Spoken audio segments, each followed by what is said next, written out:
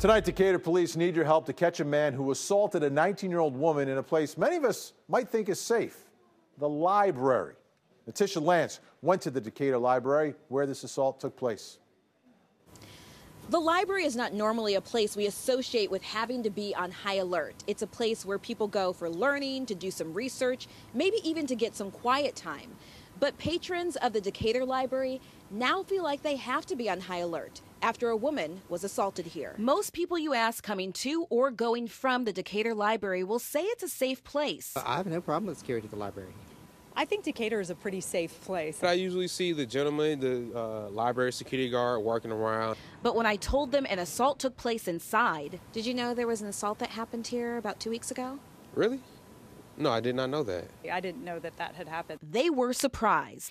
Decatur police is looking for the man responsible. They posted this notice on the Nextdoor app. It says the victim told police the suspect approached her as she was about to go to the restroom. The man said he knew her from elementary school and he needed to talk to her.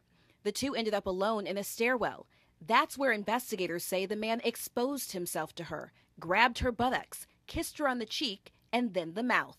After the incident, the alleged victim left the library and later told her mother what happened. She described the suspect as a black male, about 20 years old, 5'5" tall, with a close-cut black hair and a mustache. You don't know exactly who's coming in. I don't know how you can monitor that. DeKalb County tells us security at the library is done by county employees who are hired as guards.